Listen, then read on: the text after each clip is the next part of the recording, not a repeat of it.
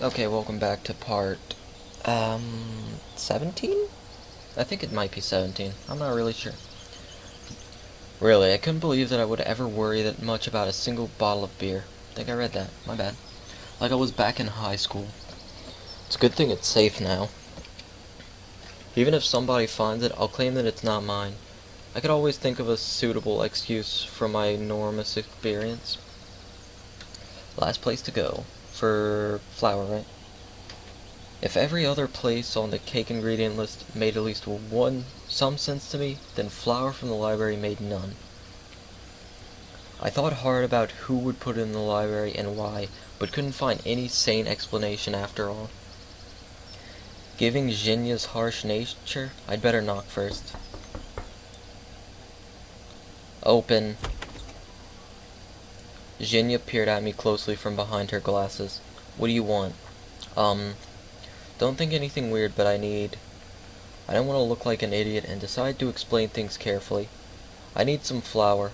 Olga said that it's here. I understand that it sounds strange to keep flour in the library, but I was sent to you, and it's needed for cake, to celebrate Shurik's rescue. Yes, I have the flour. What's so strange about it? Zhinya replied with surprise. At that second, I felt that I'd been hit on the head with a heavy weight and lost the ability to understand anything at all. Flour in the library. Sure, what's so strange about it? We're in Wonderland, I'm Alice. Now I'm going to eat that magic mushroom and I'll be back home. Hey. Yeah. I was daydreaming. Wait here, I'll be right back. She disappeared behind the bookshelves while I folded my hands and started waiting. A moment later, the sound of a trapdoor groaning on its hinges reached me. Hey, you need some help? I inquired loudly. I'll deal with it, Shinya barked out at me. She seems to be in the basement, so I'll have to wait a little. Huh? Okie dokie. A few minutes passed, but Shinya still hadn't returned. I was starting to get worried when the door was suddenly flung open and Alyssa came into the library. She looked surprised, too, seeing me here. What are you doing here? Am I not allowed to be here? I said rudely to her. Alyssa was clearly a bit overwhelmed. Ah, what do I care? She snorted and headed to Zinya's table. And why are you here? Alyssa measured me with her eyes carefully and almost opened the mouth to say something, but then seemed to change her mind and turned away, hiding her hands behind her back. Returning a book? I blurted the first thing off the top of my head. It's none of your business, she replied with a hint of hesitation. What book is it? Alyssa was silent. Oh, come on, let me see it. Wonder what Miss High Voltage Keeps Away reads. It's none of your business. Her voice was even less confident. Okay, I don't insist or anything. In fact, I was quite interested to find out what Alyssa was reading. Moreover, I was quite amused to see a book in her hands. TV, movies, or a computer. If one were available here, all these things seemed to be much more appropriate entertainment for a girl like her. But she had a book instead. Meh.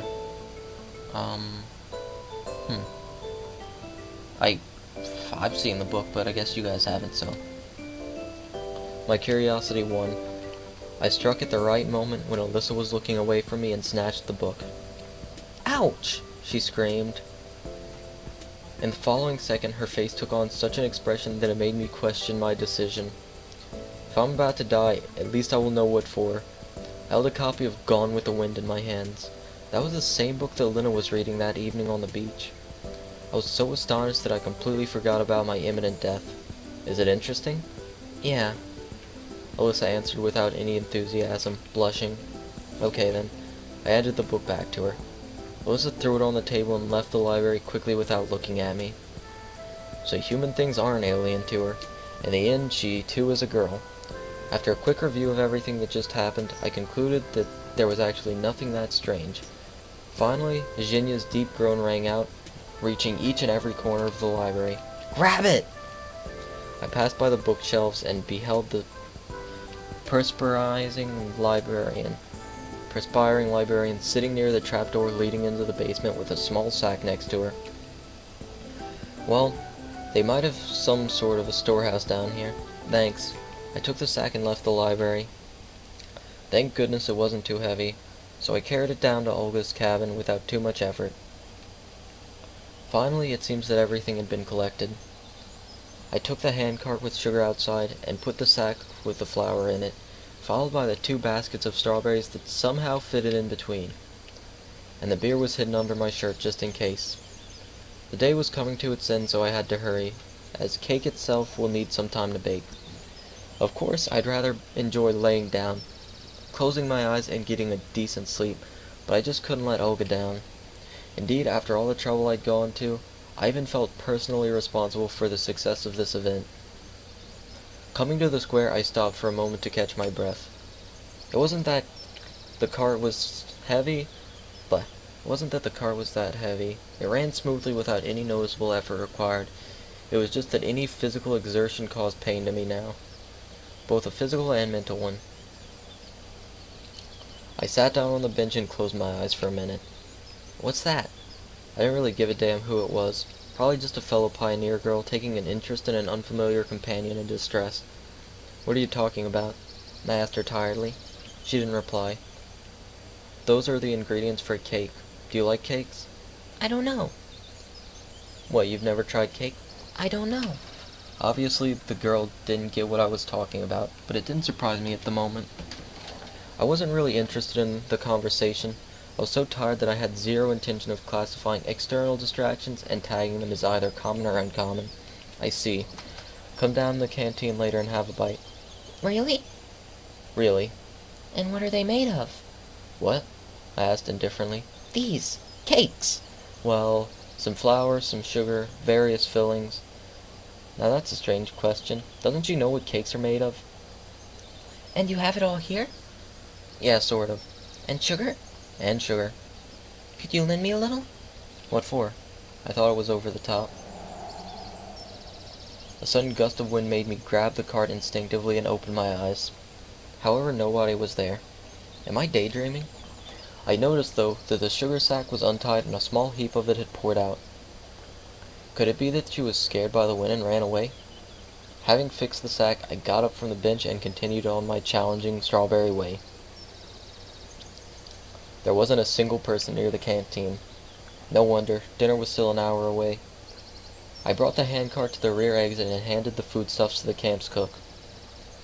She must have already been told what to do with them, as she gave me such an unpleasant look. I'm not sure how long it takes to bake a cake, but it seems she had to hurry. I just wanted to relax for the remaining time up until dinner. In short, I was so tired that I just sat on the steps and waited. My eyes closed themselves.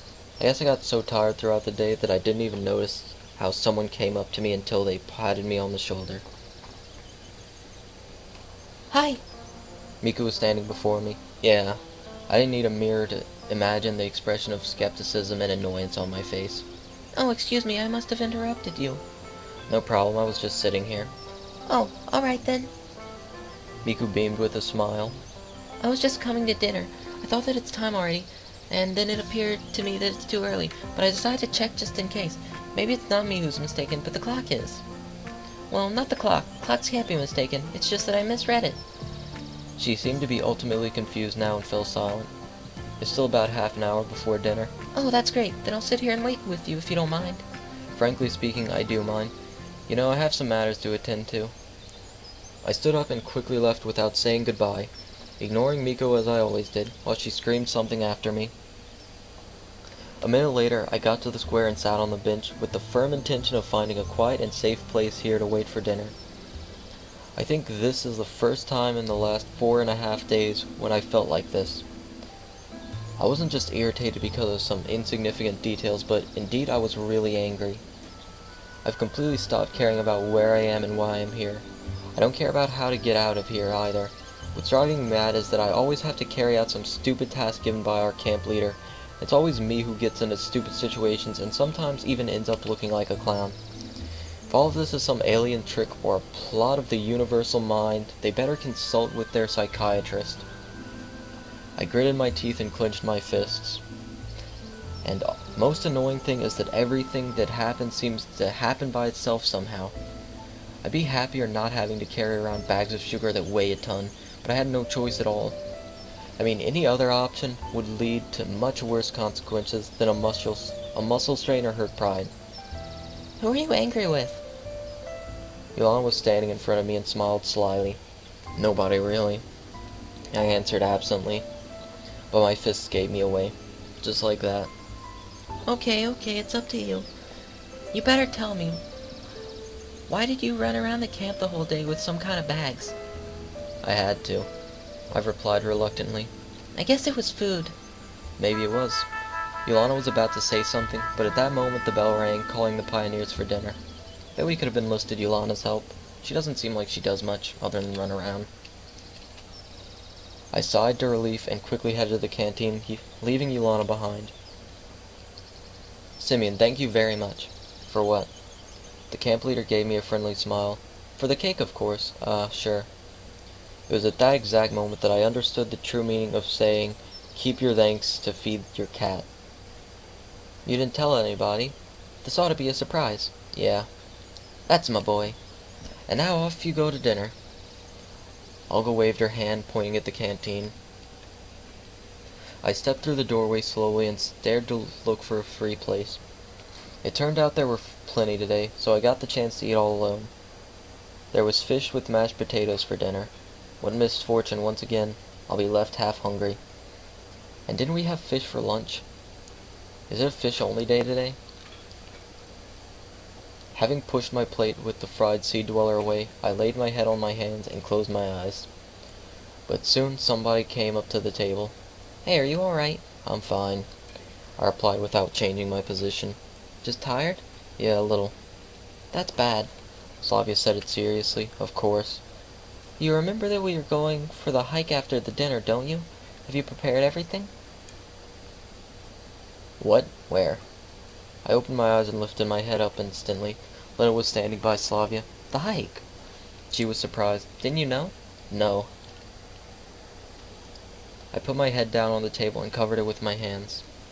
If only I could sink into the ground right now. The girls remained silent. I was left alone with my thoughts for some time, and that was fine by me. Maybe I could have sat that way until the end of dinner time, but the strong voice of Olga was heard from the opposite end of the canteen. Guys! To celebrate the miraculous rescue of our friend and comrade Shurik, we baked this cake for you all. Because they could totally bake a cake good enough for every camper here. Makes sense.